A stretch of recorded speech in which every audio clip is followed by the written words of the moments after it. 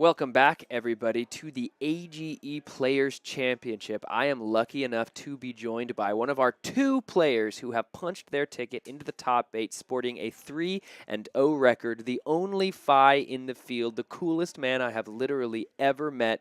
This is Tyler Horspool. Tyler, thank you for joining me in the booth and casting this next round.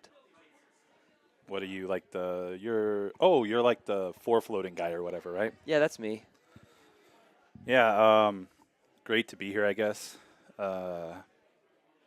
Let's do what is it we do here? Well, we're going to cast the next. You said you wanted to cast the next Oh, round. yeah. Sure.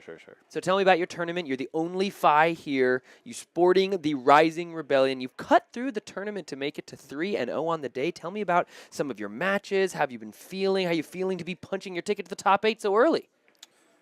Feels good or whatever. You know, I played a Levia in the first round. Yes. You guys saw that. Absolutely demolished, you know. Well. Then I played against a Dromai, 5 versus Dromai. Not a match that, there's a reason that wasn't on camera, you know.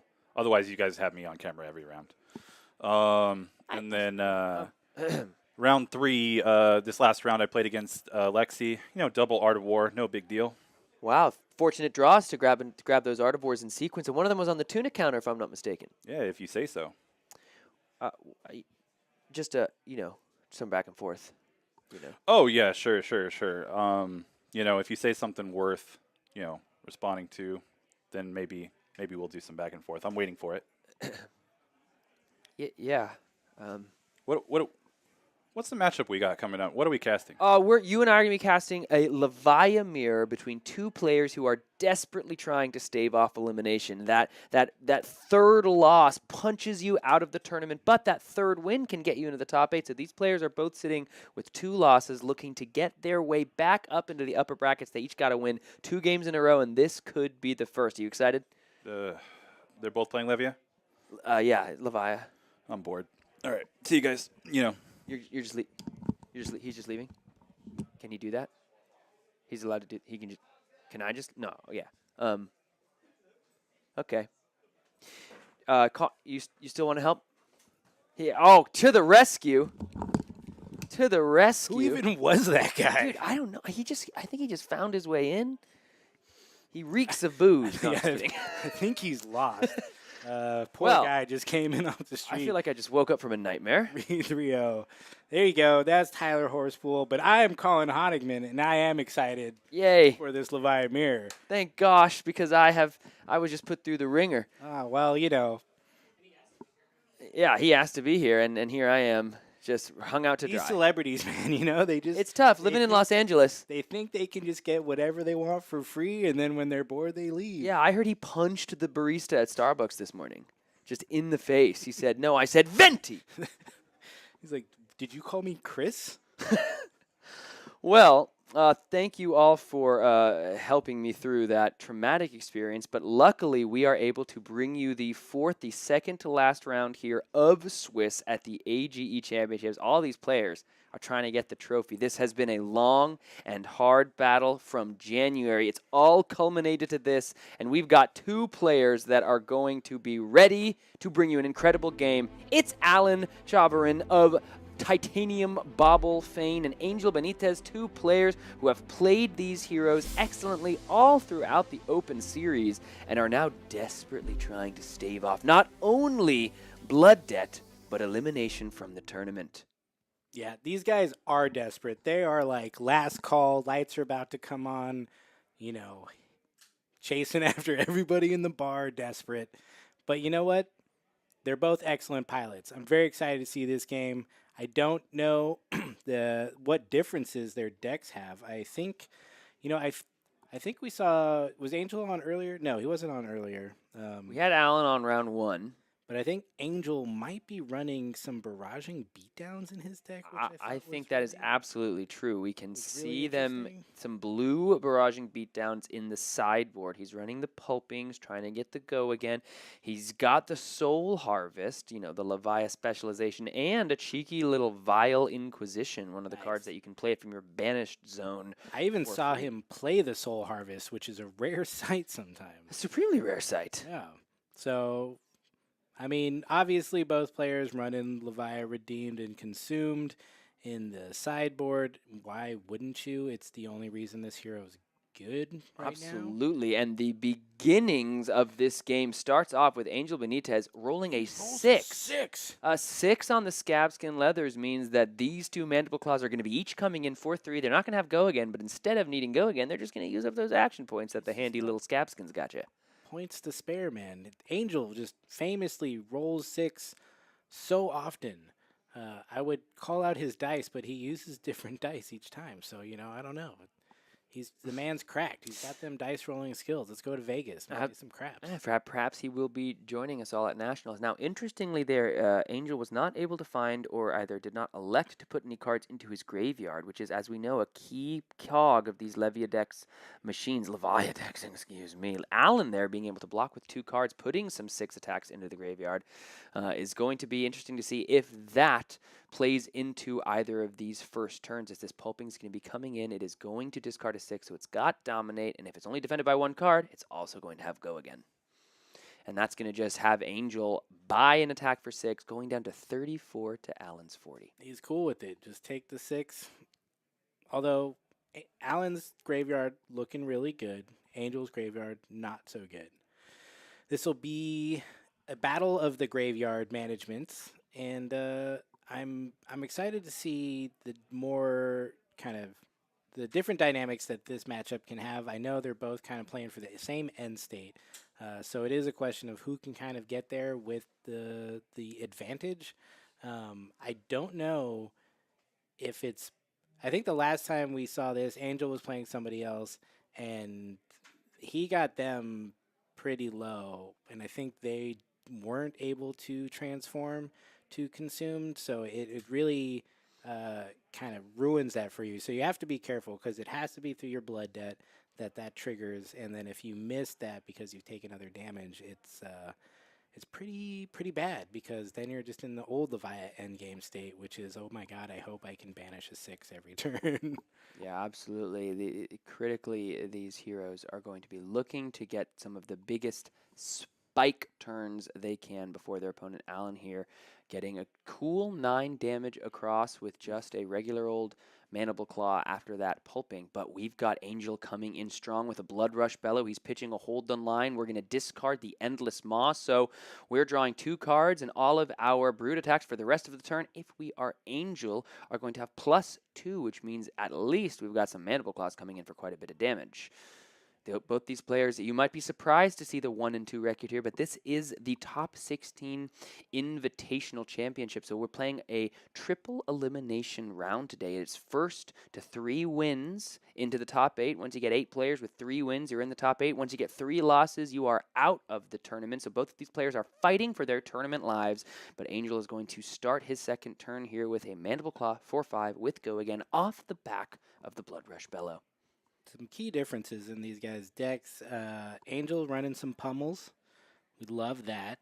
He's got yellow Dread Screamers, with Alan does not. Mark of the Beast, and then those blue barraging beatdowns that we talked about before, and the Diabolic Offering, which is it's a weird card, but we saw Angel use it pretty effectively in last month's tournament. Critically, we are seeing Alan do something similar to what he did in his round 1, which was use that Scowling Fleshback early and use it on a hand with multiple cards. This is a Blood Rush Bellows turn, so rather than trying to grab a specific final Chain Ender or anything of the like, it looked as though he was willing to just get one of the 2 final cards in Angel's hand into the Banished Zone face down so that the Blood Rush Bellows turn could be as mitigated as possible. But now that critical piece of armor and critical defensive effect in the Intimidate going to be gone for the rest of the game. Yeah, I mean, the Blood Rush Bellows turn is the most effective turn for that. So I think it's not a question of whether he should have done it then, but maybe the next one would have been more impactful. It's hard to tell, you never know when they're just going to house you. So preventing that damage early to maintain his life lead, I think makes sense. He's still got husk, you know. He can always husk a big turn later. Absolutely, and both players still working with the Carrion Husk on their full 6 block value as well as the Scabskin Leathers. However, Alan coming in with the Pulping, once again ripping the swing big off the top. That's going to have more than 6 attacks. So we've got the Dominate and the Go Again. And it looks as though with the Go Again, we're going to go ahead and roll the Scabs, get 2 action points. What are we going to do them with? Just roll them. Just get These some are bad luck out of the way. True brute players who are just rolling dice. He's like, I got 2 action points, I pass. So we are going to see an Art of War deployed from Angel out of the arsenal here. And now, interestingly enough, Angel has been able to find 2 of his kind of biggest power turns early in this game with the Blood Rush Bellow into the Art of War. Now, critically, probably choosing Go Again off the Art of War rather than the +1 effect because of how powerful that effect can be in Levia, and also drawing 2 cards. Now he's got enormous hand here with 4 after playing that card, and is able to get Go Again on his next attack here. So we got a CNC in the hand. That could be a CNC with Go Again. That seems pretty good. Exactly what it is, and it is pretty good. Give me 2 cards to start, and then we'll see what happens next. And he's got cards to do stuff. So, and there he goes, blocks with 2 cards. It's kind of an easy call. But what does Angel have next to follow this up with? I feel like I saw another CNC. That'd be so funny if he just... Dude, double CNC turn? And it's what we're going to see. And yeah, Alan's just like, sure. I mean, what do you want me to do? I'll give you all 4 of my cards. Yeah, I'll trade Fill the graveyard up. I don't got Blood Dead yet, so whatever. Trade my turn for your 2 CNCs. Not actually... It's pretty fair. You know, it's kind of just resets, you know, and 2 big cards for Angel are gone. Yeah, I mean, Alan's probably happy to see. We're just gonna roll. We're just gonna go ahead and roll the Scabskins. We're getting all our good rolls out of the way before they even matter. But Alan, after facing down the Blood Rush Bellow and the Art of War, you know, we've taken some turns off, but our graveyard's nice and full. And now we're gonna be able to see how much damage can we eventually put back together once we do a little bit of a clap back. But after those 2 power turns, you'd expect Alan to perhaps be at some lower life. And I'm curious if 38 is a completely accurate representation after those Mandible Claws were coming in for so much damage. But oh, he did block 1 entirely for 5. Right. So this is just after the 1 Mandible Claw. So yeah, after 2 of those big turns, only being at 38 here, facing down a Dread Screamer with Go Again, coming in for 6, you'd probably expect Alan to be slightly lower life. So you have to imagine he's happy with where he's at. Yeah, I mean, I feel like it's probably Blood Rush in his arsenal, so he had to protect it. He's got to wait for his turn. It looks like now he's more comfortable just taking some raw damage. That is the downside of Levia.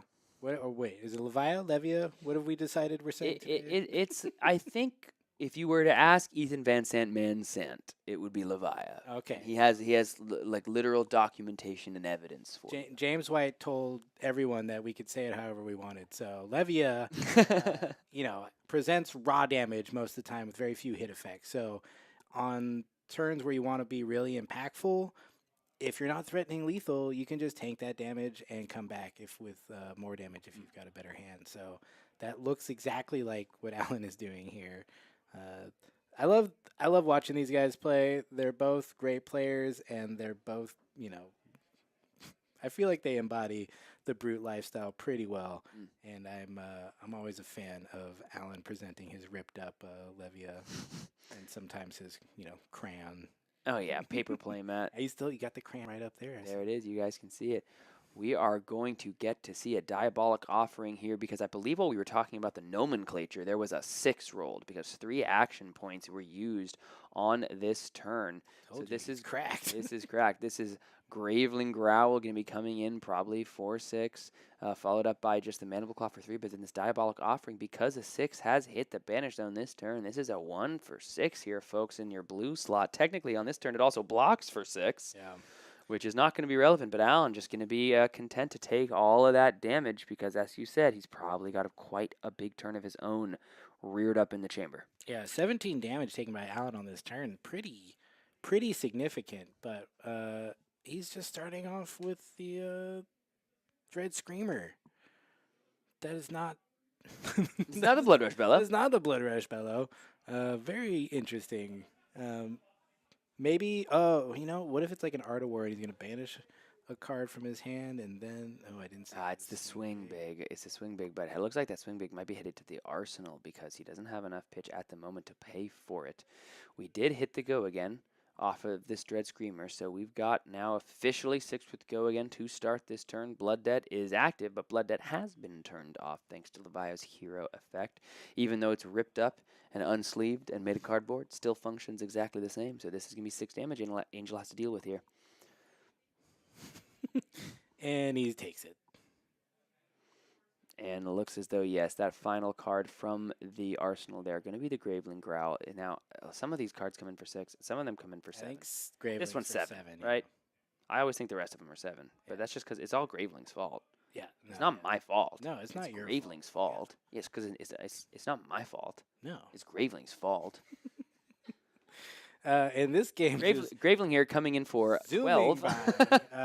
They are near transformation area, and their blood debt is not very high. So yeah, this will be interesting. I feel like they're going to have to slow down a little bit because they need to build up that graveyard and blood debt to make sure that end game works, or if they just feel confident and they can go. I mean, honestly, I guess they're at 25 and 27 because Carrion Husk is a thing. That is still on both sides of the board, so artificially their life is a bit higher than it might otherwise be. Angel blocking out with the Scab Skins and his Vile Inquisition. That tasty little one of is now just block fodder. Yeah, absolutely. I think you're absolutely right that this is going to be the time of this game where both players have to be thinking about when they want to become the demi-hero. Levia redeemed or Levia Blasmafet consumed. To do so, critically have to take blood debt damage and bring yourself down to exactly 13. So this is a turn that we're just seeing a vanilla Beast Within coming out from Angel here. Does he have 4 Blood Debt cards in the Banish Zone? If he does, we're heading straight to 13 right on this turn, but that would only be 4 Blood Debt cards that are accessible for Blasmafet consumed here, and you have to wonder, is that going to be enough to close this game out? Both players showing quite the propensity to just eat a bunch of damage, but once your opponent has become a new demi-hero, does that tendency continue? Yeah, and I'm not super familiar with how this new version of Levia plays. So maybe it is a case where if he has just a couple blood debt, like it just prevents him from worrying about blood debt through the end of the game, and he can just play, and he'll play the couple cards, and then he can still play cards from his deck. He just doesn't have access to that, kind of a card advantage that he would get from being able to play cards from his banish through the rest of the game. Capolo, if Alan is running Levia redeemed / consumed in his sideboard, so he does have the option since you don't have to decide. That's actually really interesting that you just have that card there and you can decide if you want to do it. You just have it and then you have access when it triggers. So we will see what happens. But yeah, Angel, he's hovering, and Swing Big's coming in. And he's got an Art of War in hand, so... Yeah, this is going to be a swing big for 8. Of course, if it does not hit, the defending peak player will get to create a Quicken token that, yes, would be nice for this Levia deck, but with an Art of War, you already have access to the go again. How much damage are you willing to take to set yourself up with the Art of War turn? Both players sitting at 1 and 2.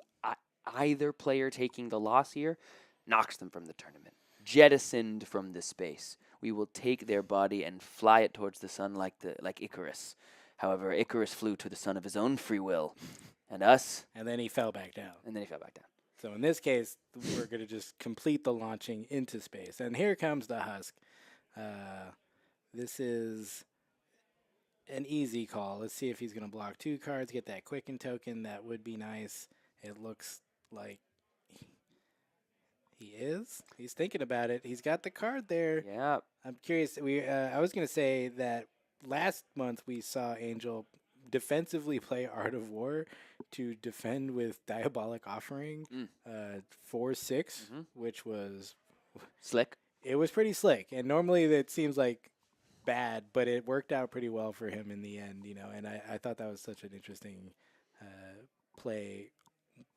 When you need to. It's not, of course, ideal or what you're going for, but if you have to, you can trade a couple cards for, a 6 block, and then you kind of come back with mostly full hand and blocking with a swing big of his own. So quick and take token achieved. creating the quicken token here, putting another Blood Debt card into the banished zone. But unfortunately, if those are the only 2 Blood Debt cards this turn, depending on what else we're able to banish from our graveyard this turn, right now I don't believe we're able to become Levia Blasmafet Consumed, because the only 2 Blood Debt cards in there would take us down to 14 at the end of the turn if we are Angel here. So let's see how he's able to utilize both the Quicken token and his graveyard if he wants to get some more Blood Debt card into the banished zone. However, if you turn off Levia, then we're not losing any. We're not taking any Blood Debt damage, so there's an interesting dance of trying to get yourself to just enough, get yourself down to 13 without turning off the Blood Debt for a turn, which is a critical part of that sequence. This Slithering Shadowpede so far, Blood Debt not turned off, coming in for 6 with Go Again on the back of that Quicken token, 2 floating. Hey, you talked about the pummel. We got 2 floating, 2 cards in hand. We got 2 floating, 2 cards in hand. These are open deck lists. These players have all been able to see each other's deck lists because of the nature of the tournament. So Alan is aware of the pummels in the list. I mean, technically he should be, but there's also that state where too much information and you can't hold it all in your brain. This is true. But that's for lowly players like myself, not these high flying brute boys out here. Yeah, not for the high flying brute boys out here. That's what we call them. Yeah, it'd be really fun if the Quicken token Go Again is, that's a distraction. He's trying to psyops you. The pummel is coming. So be aware. Be ready. But yeah, he does still have has not banished a card, so his Blood Debt is turned on currently, which could be. I mean, it's not the worst thing. He's just got the 2. Like, this is such an interesting game. I feel like the banished zone and the graveyard has been very light. Yeah, absolutely. Just as we. It's because they're not blocking. They just lots of damage. Yeah, I mean, Allen's has definitely got a greater graveyard than Angel, and some of that was due to the first turn of the game where he was able to block with a couple cards and begin that process. But Angel here, I think, confirming for us, as Allen checks the graveyard, that there are only 2 Blood Debt cards on the turn, or in the banished zone right now. So this would be taking Angel down to 14 unless a pummel's going to come out. Doesn't look like there is one. I can see that Art of War.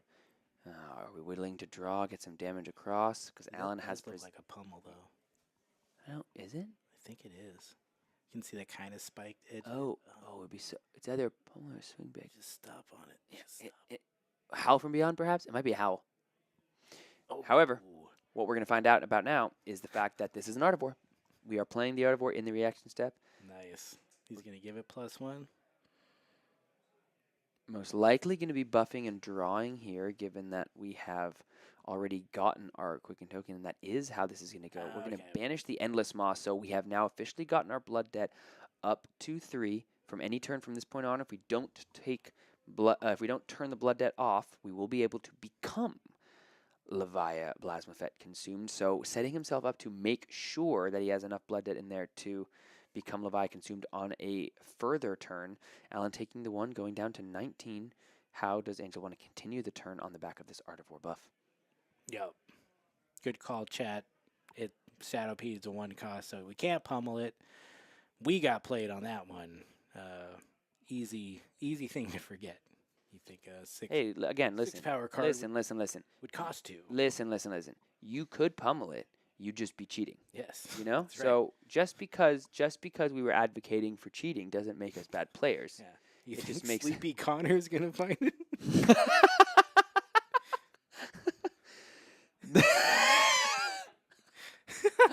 All right, I won't put Connor on blast. He's working hard. He's working hard. He's the That's the post Chipotle lunch sleepies. We all get them.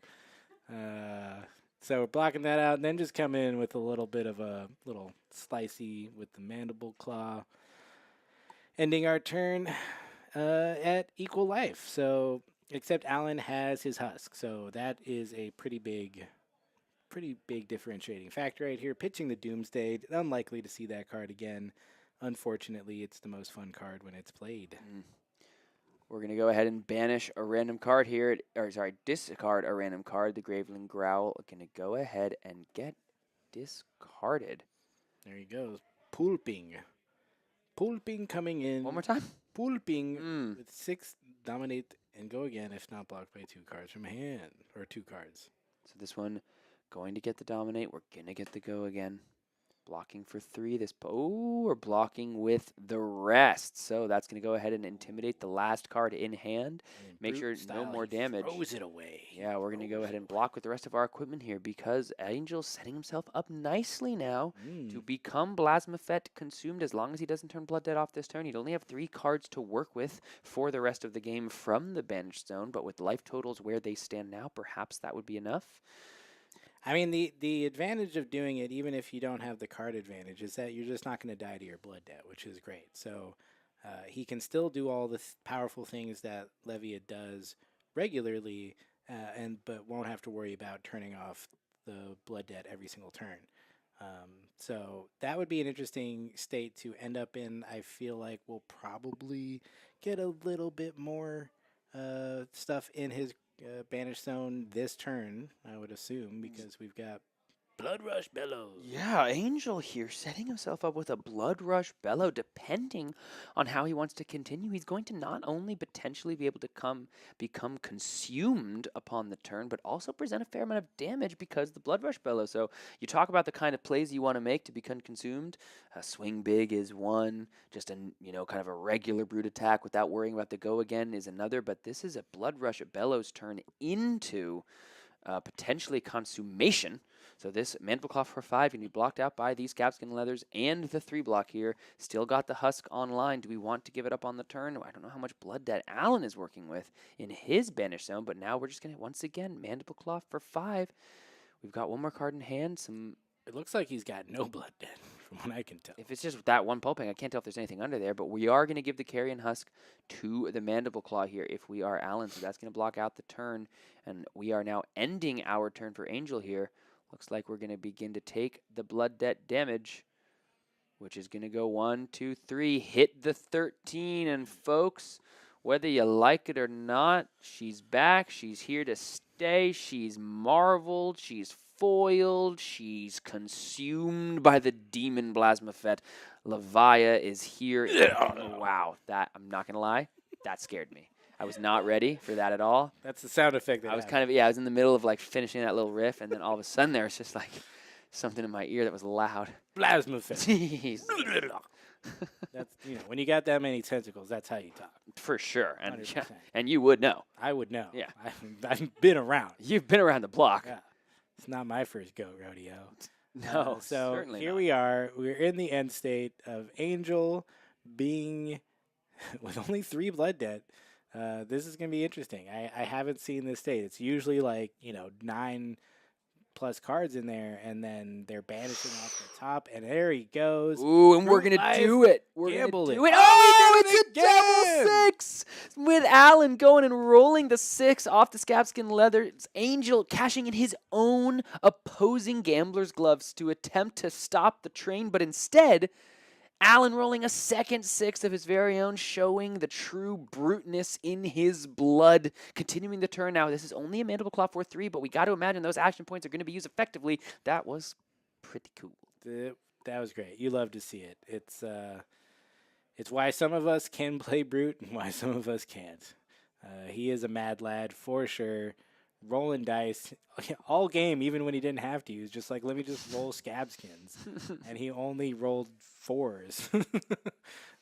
So it's just one of those things. So yeah, coming in, not the biggest attack, but still very, strong, or, medium strong turn. We've got the Mark of the Beast, Eye of the Beast. Mark of the Beast? Oh, Beast Within? Talking about Beast Within. Oh, sorry. Sorry. It was Beast something. I got lost in my thoughts. I was distracted seeing coverage icon, Hamsack, of Push the Point in chat. Shout out to all the folks at Push the Point, Hamish and the team, Simon and Dan, for what an incredible tournament coverage that was. Just a nice guy, too. One of the best. So here we go.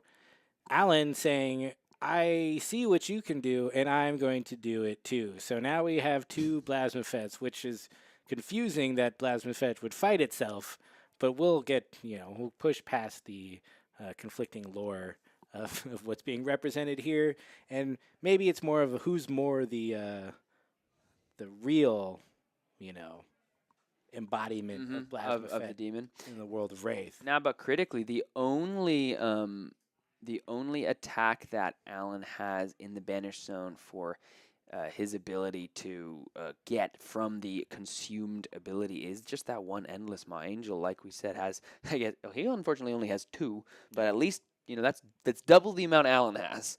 Well, he's got 2 blood dev, but one of them's carrying us. Yeah. So 2 attacks. One He's of got them. oh, okay. Okay. Yeah, one of them was this, and then the other one's still in the banished zone. So this endless maw going to be potentially coming in for 9, depending on what gets banished Ooh, hereafter. now we're gambling. And yeah, this is the ability now of this new demi hero. You can block with a bunch of cards and still present a bunch of damage from your banished zone. But as we know, these players weren't able to get a lot of cards into their banished zones before the consummation. Oh, we got the Wrecker Romp blue. Almost did it. Alan almost had those magic hands, but Endless Maw coming in for 9 now. Yeah, this is really, really cool. I think this will be a bit grindier of an end to this game than it might otherwise have been, as both these heroes don't have to worry about their blood debt anymore. And that works on Carrying Husk too, right? It doesn't. They're not going to take damage from it's it. just all blood debt. It should be not a big deal anymore. You know, it's just your banished zone. Yeah, It's just a place where you keep things. You know, it's like that corner of my room. it's just like the place you keep things. The corner of my room. Colin Hahnemann. 2023. It's a banished zone. Just a big stack of boxes and cards. All right, so back to Alan. He's got the Dread Screamer. This is what you want to see now. Is just go again, more damage. He is pitching the Reckless Swing. That's the second one. I think he might just be running 2. I think that's kind of the mode these days. So both those in the deck, so won't see a cheeky defensive win for a little bit. But yeah, this is very interesting. I haven't seen this matchup go with so little blood debt in the band. Yeah, a grindy one on our hands, Colin. This one is. Oh, you can see Angel. He's really feeling the zen. He's got his eyes closed. He's just grabbing 3 cards. He says, "I'm not giving you go again. None of these are gonna have. None of these. Not a chance. Oh, hold on. Oh yeah, that's good. And we've done it. Oh, only one of the hits. So kind of the best case scenario there for Alan. 2 out of 3 ain't bad. 2 hits and a miss. So we filtered our graveyard rather nicely. Now here we go. This is the Dread Screamer coming in for 6. Not threatening lethal, but these Levia decks can get big in a hurry. Angel, and he's still not going to block. No, of course not. We're going down just right to 7. What are you talking about? I was for sure like, okay, now they're going to start blocking. Nah, they're just going to go for it. And here comes Out of the Banished. So the real advantage of Transformation, or at least that's what I thought, but, now it's just the one-time effect that he has of playing a card from Banish after transforming. And it's still pretty good. Endless Maw come in for 6 and 9. It's not bad. Nice. Yeah, a little 15 damage turn after Alan had to figure out the blocks from last turn. So we're going to go ahead and once again grab some cards. We're grabbing 6s left and right. So this Endless Maw going to be coming in. Yeah, it's either you don't want to see any of them or you want to see all of them. Yeah. Just get them out of the graveyard. Let's reduce sure. the hit rate and move on with our life. But yeah, it's coming in for 9 now. This is lethal, so that's something. Yeah, now this is going to buy some level of block from Angel here. We are past the point of no return. You must give me cards, says Mr. Chavarin. So this is going to come in for 9. Angel's at 7, so blocks are going to need to occur. Both players sitting here, the game loss here brings the player to elimination. They are out of the tournament with a loss here, so both players thinking long and hard about every play as they look to continue their tournament life. Angel's going to need to give a card here. Angel Connor says, "Don't do it." Connor says, "Well, what's happening?" I was taking a nap. He perked up when there was a 6 roll. He saw that play. Now we're living. This is tight. This is a tight spot for Angel. He really doesn't want to block, but he's got to block with 2 cards.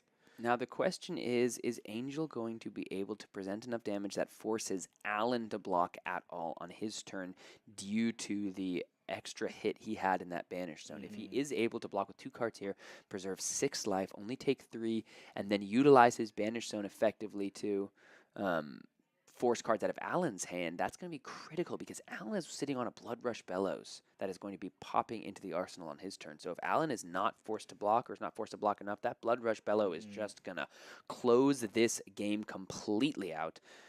Both players checking in with the head judge, asking him if he had any good dreams. They're discussing the dreams and the meaning of it. They meant nothing. I was being chased by a giant maw. Oh, what's going on here? I'm not sure. Oh, this must be some type of... Oh. I think there was some kind of IP or... I don't understand at all. Yeah, I'm not sure. Something happened there, and I believe Connor told Angel to get rid of those cards and then draw 2 more. That's interesting. I wonder if it was his... Oh, God, I don't want to say maybe his... Perhaps he hadn't banished to Levia's effect. Perhaps he missed the end of turn banish to Levia effect. I think that's exactly right. He missed a banish, so they picked 2 randomly, and that was sorted out. Just rolling it back the best we can on the mandatory miss trigger. Of course, if Angel keeps doing it, we'll have to think about warning him very much more sternly. We'll jettison him. Well, remember what we said earlier? We're going to jettison him into the sun. Jettison him into the sun. He will be jettisoned. Multiple people here from JPL. We have the technology to do this. We'll get Travis and Christine together. We'll figure out what we need to send him. It was the Levia, right? Yeah. We figured it out. It was, in fact, the missed Levia trigger, but Angel... luckily, no blocks had happened yet, so there was no real... nothing really affected the game state at all. Yep. The only fact of the matter here is that Angel will only block with 1 card and has a Blood Rush Bellows of his own. This is massive. Both players sitting with a Blood Rush in arsenal, but Angel able to fire his off first. We're going to banish the Mark of the Beast in order to draw 2 cards, discard the Mark of the Beast, which will immediately hit the banish zone face down. But now Angel 3 cards, 2 floating. Is this the moment where you go to 1 and then close out the game from here? My goodness, what a perfect card in arsenal for Angel. Both players dueling Blood Rush Bellows in the arsenals, but Angel able to keep himself perfectly alive at 1 to deploy his first, and that could be the story of this game. This Mandible Claw coming in for 5 with the go again. Yeah, I mean, we got to expect at least 10 damage coming in from the claws right now.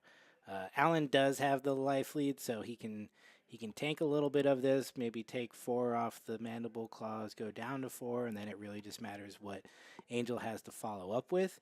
Which, if he's not pitching his Art of War, isn't... I mean, but he could do... Is he going to go for the cheeky Art of War play after he does the Mandible Claws? Now, interestingly as well, Angel has put himself pretty squarely into Reckless Swing range, but it doesn't look as though Alan has it on the turn.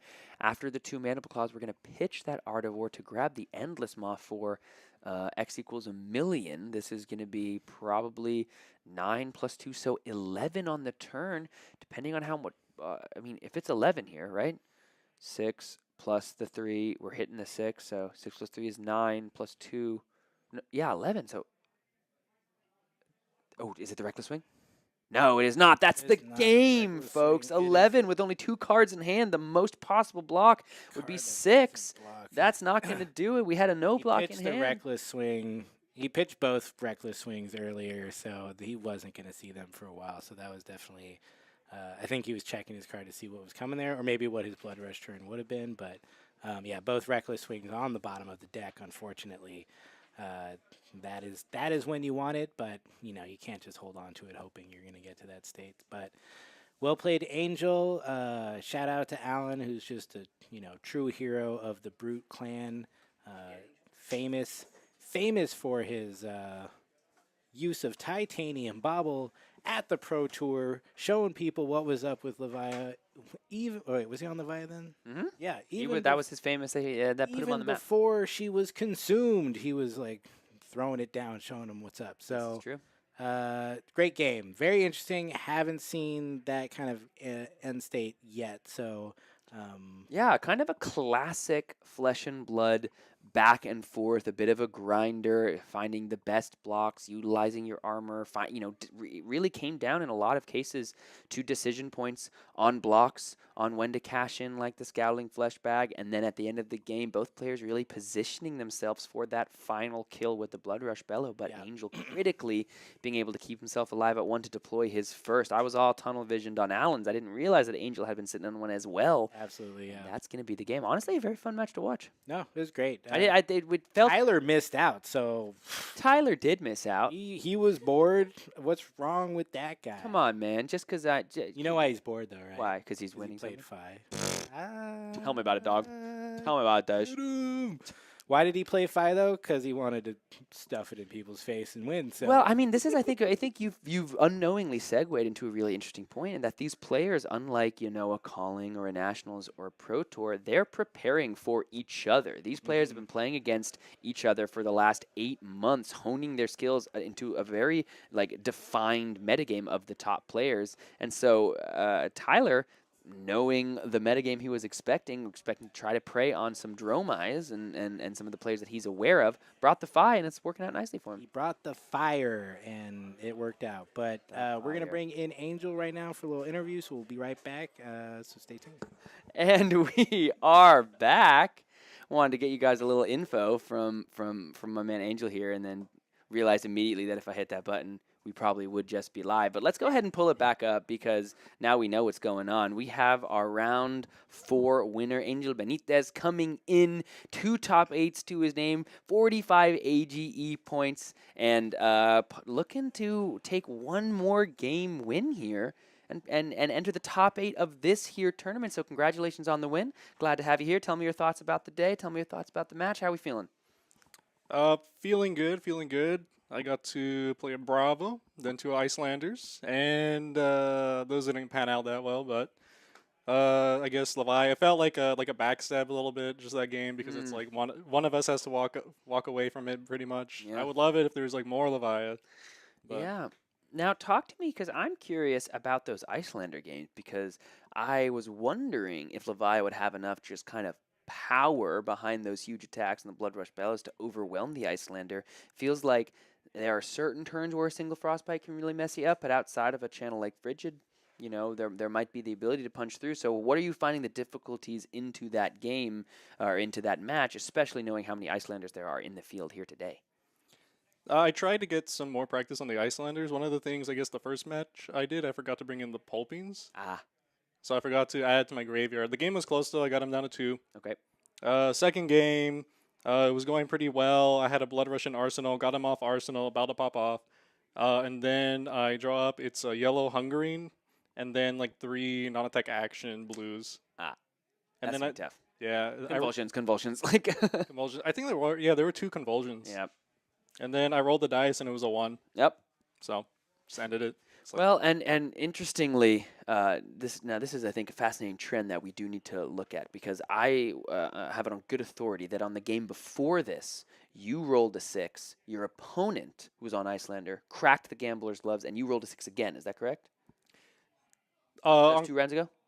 So the one right now, Well, my opponent, he rolled a 6, and I just cracked the Gamblers to make him re-roll it. Yes. He rolled a 6, but the first Icelander I played against Anthony, Mhm. I rolled a 5, and then he teched Gambler's Gloves, and he said roll again, and so I rolled it, and then I hit the 6. Okay. So this is interesting. This is what I was getting at. So the Icelander cracked a defensive Gambler's Glove Yeah. and gave you a 6. Then you cracked a defensive Gambler's Glove, gave your opponent a 6. But both of those cases, the player who rolled the 6 ended up not even taking the game. So maybe a defensive 6 isn't as good as an offensive 6. Perhaps. These are the questions I'm asking myself as I'm alone in this room waiting for more games to happen. Any thoughts? I think it depends, because You're like, I'm going to give this guy a real answer, but what the hell is going on? yeah, why not? I mean, it always depends. Sometimes you could use all the action, sometimes you can't. Yeah. Like during the mirror match, I rolled the 6. He let me keep it. It's like, you know what, you can keep it, and then I was actually able to use out all of those action points. Mhm. So it's like sometimes you never know when you can, or they'll never know when you can actually use every single one. Yeah. Sometimes it happens. Sometimes it works. Sometimes it doesn't. Yeah, totally. It really seemed like, I mean, a huge part of what took that game down for you was your ability to have one extra card in the banish zone that you could grab off Levia Consumed versus Alan. He only really had that one Endless Maw. You had the Endless Maw plus another attack that you were able to grab. So do you enjoy the dance in these new Levia decks of trying to set yourself up with enough cards in the Blood Debt, finding the time to like take the Blood Debt, go to the Consumed, and is there ever a moment where you could hit Consumed, but you're looking at your banish zone saying, well, it's not even that worth it. I don't have any banish zone. Like, do you enjoy those kind of sub games that the Levia deck plays now, or do you wish you were just dying to your own Blood Debt still? I really do enjoy it. It's a pretty fun sub game, but it's like really hard to manage, and that's what I still need like tons of practice to do because it's like a complete shift from the deck. The last time I was here, I hadn't picked up Levi in like quite a while because Yep. she was my first hero. Mm?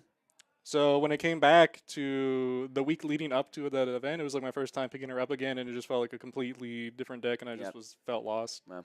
So, but it's I mean, I've gotten a lot of practice on Talishar at Sure. least. Sure. I think like even the thing I'm trying to master is just like being able to do either or, so flip into consumed or into blasphemate. Yeah, or into redeemed. Yeah, absolutely. Oh yeah. I've actually never seen anyone become redeemed on coverage yet, and I'm sure it has happened, and perhaps I just wasn't able to catch that game. But they do represent just such completely different game plans. It's a super cool hero to pilot. I've only done it as well a couple times online, but I have all the cards ready for paper. Also fascinating games to watch. What is the next? As you look ahead, I guess I should preface with, as you look ahead into the final round, some of the players still remaining out there. What's the matchup you're hoping to hit? What's the matchup you brought Levia to be like, I can take this down, no problem? Matchup wise, I don't think there's really one I'm looking at. I have a good amount of confidence that it's like I can just bring the deck, and if I'm playing my game plan well, if everything's going all right, nothing too crazy, if it's just like smooth somewhat, then I can get there. Yeah, well, we are going to hold our breaths and watch for you collectively, the people of the world. Congratulations on the win. Good luck in the final round of Swiss, because the next rounds, everybody, are going to be do or die for everyone involved. We're going to have a bunch of 2-2s out there that they're all single elimination from here on out. If you win, you're in the top 8. If you lose, thank you so much for playing, but you got to go. The time is up. We're going to take a quick break. We will be back as soon as there is more flesh and blood for you. These rounds are untimed, and players taking whatever time they need to get fully into the action out there. But we should be back with you as soon as we possibly can for the final round of Swiss here at the AGE Championships, and then the top 8. So don't go anywhere.